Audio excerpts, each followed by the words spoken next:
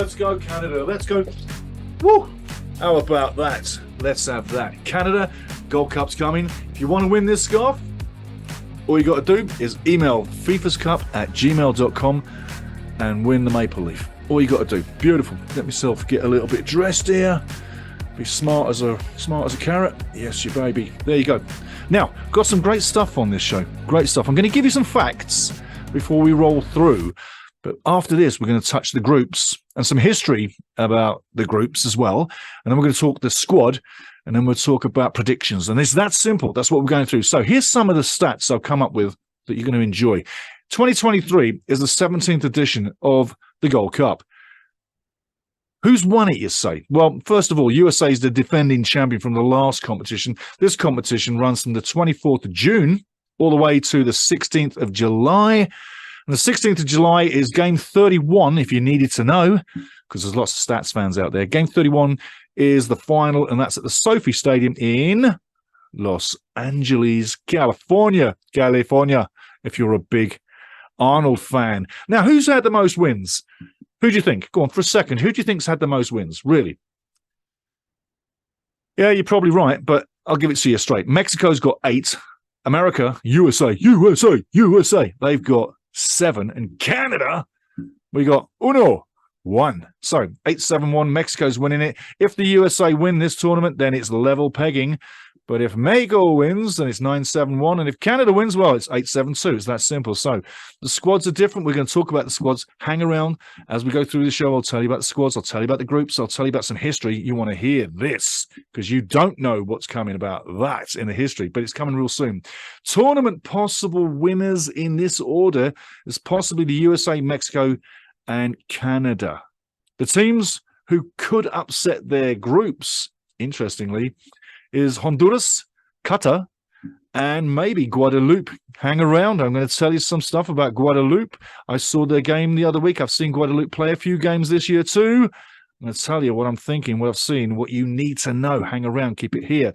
Tournament ranking. This might interest you. Tournament ranking. It's not FIFA.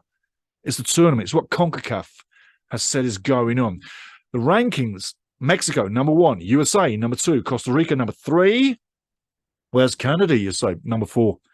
Number 5 is Panama. Number 6 is Haiti. 7, Jamaica. 8, Guatemala. 9, Honduras. And 10, El Salvador. That's your ranking. Let's talk about the groups. Let's get into this. And hey, win that scarf. fifascup@gmail.com. Yeah. Now, talking about the groups A, B, and C. First of all, A, B, and C. A, you've got Jamaica, USA, Nicaragua, and St. Kitts and Nevis. Look for USA and Jamaica to go through there. Group B, Mexico, Haiti, Honduras, Qatar. Interesting. Group of death. I tell you, group of death. That's it. Group B for me. Group of death. You see, Mexico should be the team to top it. Should be the team to go through. And in all likelihood, they will. But it's second spot. Who's going to take second spot? Or who's going to upset the group and grab first? I mean, Honduras, Qatar, they're going to punch out Haiti. Not a bad unit too. This group is closer than you think. But again, Mexico should be going through, but second spot, my oh my, it's going to be an absolute punch-up. And I tell you, someone might take a lump out of Mexico to make it even more interesting. Just keep looking for that one. Group C, you got Costa Rica, Panama, El Salvador, and Martinique. You've got to say there's only 2 teams that really should come out of that group, and that's Costa Rica, Panama. So A, B, and C, I'm looking for possible teams to go through. Group A, USA, Jamaica. Group B, Mexico, Haiti, or Honduras, or Qatar, because it's that even. I mean, this thing, Group B, could be upside down before you know it. Group C, Costa Rica, and Panama. Now, looking for Group D. Group D, Canada, Guatemala, Guadeloupe, and Cuba. I think it should finish in that order. Canada first, Guatemala second, Guadeloupe second. It's going to be between those two to punch it out, but don't expect Cuba to just sit there and say nothing. This team could do something, but I don't think Cuba's going to be in first or second. They may take one game. They may get a draw, looking for that. But Canada should be going through. Second spot, Guatemala, or maybe Guadeloupe. Canada games. First game, June 27th, Guadalupe, and that's at BMO Field, June 27th. And listen to this. Guadalupe is not a FIFA team. If you want to try and find the rankings for Guadalupe in the FIFA rankings, they're not a FIFA club. They're not a FIFA team. They're recognized only by CONCACAF. Next game. July 1st, taking on Guatemala, Houston, Shell Energy Stadium. This one should be an interesting game, closer than it would have been if we had all the guns firing. But let's bring in the new guys, talk about the squad real soon. Hang around. It's coming up next, Squad Talk. Don't be down, because I've got some things that can make you feel real good about what's happening on that squad for the Gold Cup. The second game, July 1st, Canada Day. Let's have a lovely Canada Day, shall we? And hey, by the way, you want to win that scarf? FIFAscup@gmail.com. Email in and win that scarf. I'll remind you one more time. And all the pictures in the background, they'll be at the end reel for you to glaze at, the groups, and also the schedule and the games themselves. So keep it here, keep it square. Now, the third game is July 4th. Take a look. July 4th, we take on Cuba. Hands down, this should be a victory for Canada. Should be the game where we don't need to rely on this game as to get through. We should be turning up for Cuba game already with 6 points in the bag, unless there's a repeat of 2007, and that would be 2007 Gold Cup. I'll tell you about that in a second here. But with Cuba, July 4th, I'm looking for another win. Now, going back to 2007 in the Gold Cup, Guadalupe played Canada back in 2007 in the group stage, and they beat Canada 2-1. Amarillo gets the goal on 10 minutes. Ali Gerber ties it up on 35, and then on 37, Guadalupe go ahead on 37 minutes, keep the lead all the way to the end of the game. I remember watching this thinking, what the hell is going on, guys? Come on. But history needs a little bit of a revenge, Canada. So, the first game against Guadalupe, June 27th, BMO Field. Be loud, get in there, and make sure you bring a friend to that game. Fill that stadium a bit. BMO Field, you know what, looks a little empty at times with just the lower deck. And maybe CSA bring the prices down, and maybe get loads of tickets out to the kids. Get some kids in the crowd. Fill that top bowl. Make it look like a real event. Because when you got half the stadium full, kind of doesn't look good. Doesn't look good visually. It's not good for the revenue. And you keep crying about no revenue, Canada soccer. Well, fill the damn stadium and make some more money. Hey, $1 a ticket for the kids and a parent is better than empty seats. The visual can sell you. The visual is the promotion to get people in there. Empty stadiums tell you, nah, it's empty over there in that stadium. I don't need to go to the empty stadium because obviously it's not a draw. Anyway, 2007, just reminding you, Guadalupe kicked us up the bum. They beat us 2-1. I don't want a repeat. I don't think we're going to get a repeat. But be warned, they may well make it tough on us. Moving forward, let's take a look at some of the squad thoughts that I've got coming through. You'll enjoy this.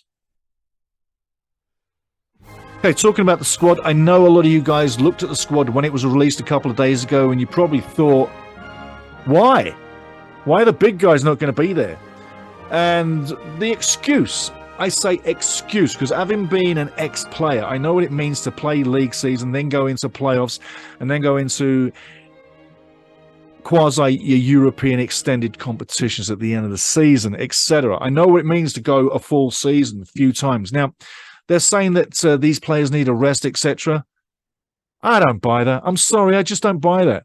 I don't buy that for a second. What I do buy is that this is a great time to blood new kids on the block, and we're bringing in quite a few new places.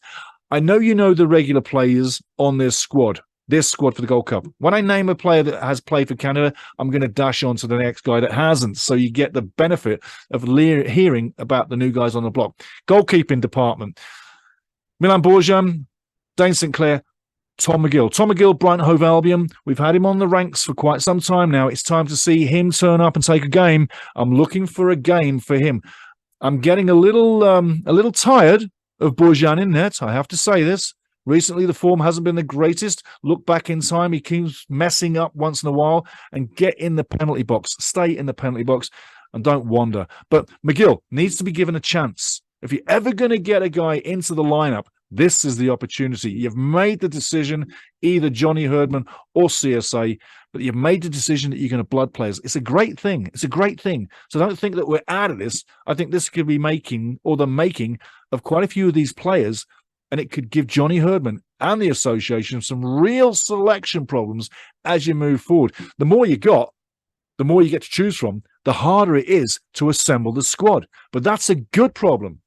And it's about time Canada had that good problem. Looking at the defenders, Sami Adekugbe, been around the block. He's a great player, great addition. I'm glad he's there.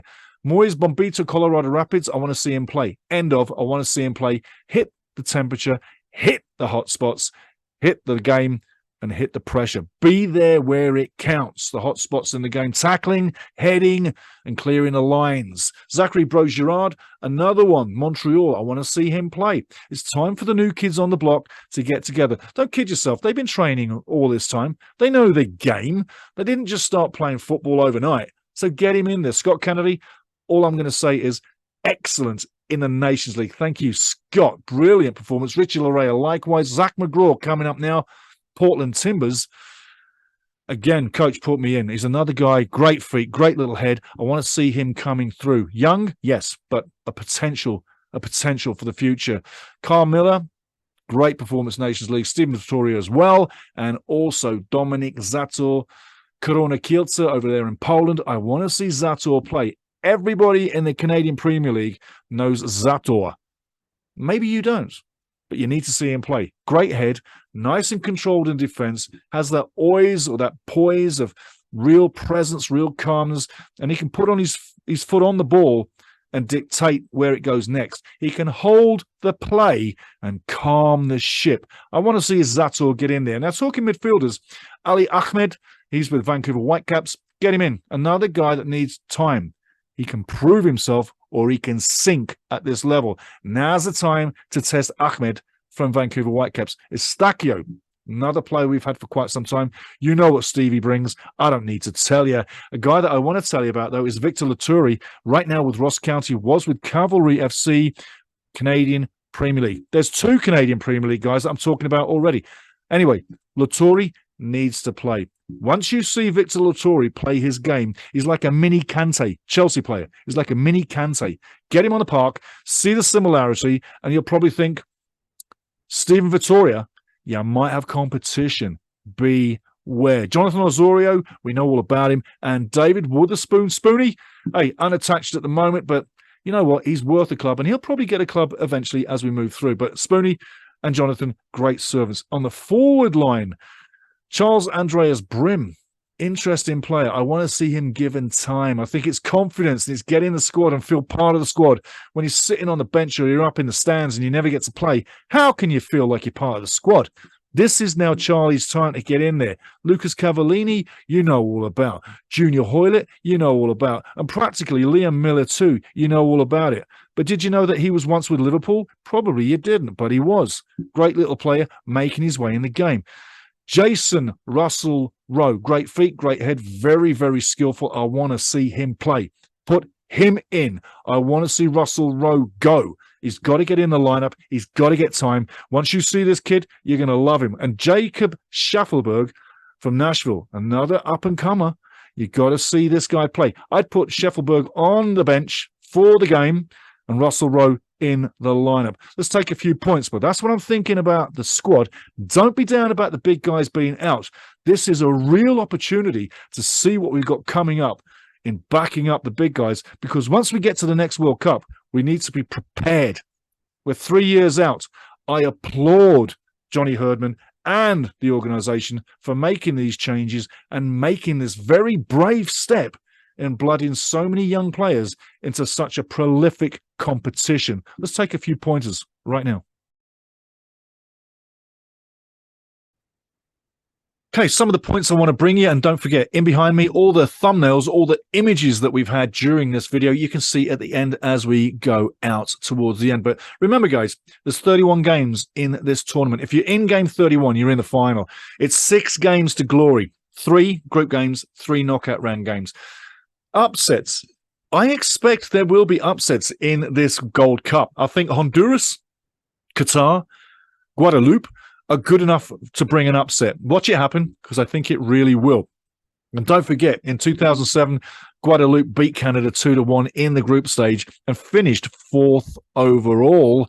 And that was an absolute earth-shattering shock. Remember, they're not a FIFA-ranked team at all. It's only CONCACAF that recognizes Guadeloupe. Links down below. You'll check them too. May be interesting for you. Next up, it's the Guadeloupe game on the 27th at BMO Field. We don't want an upset there. We definitely need 3 points. And if you go into the game, take a friend with you and make it loud, loud, loud. And the CSA should be giving away tickets to schools to fill those empty upper decks, yeah? I mean, visually, soccer is a promotion. And if your stadium's empty, well, if you were thinking or if you were sitting on the fence about going to the game and you keep seeing these half-empty stadiums, maybe you wouldn't bother, yeah? Maybe you wouldn't go. But don't forget, the pre-game for the Guadeloupe game is coming up within 24 hours. Get ready, get back for that. Drop your comments down below, guys. Like, subscribe and like. Share it all around and do what you got to do. But let's build the numbers. The World Cup's coming in 3 years' time. I'm still going to be here. You're still going to be here. Let's keep growing. Let's keep growing. Let's keep sharing it. And all I got to say, go Canada, go. June 27th, come back for the pre-game in 24 hours. Cheers.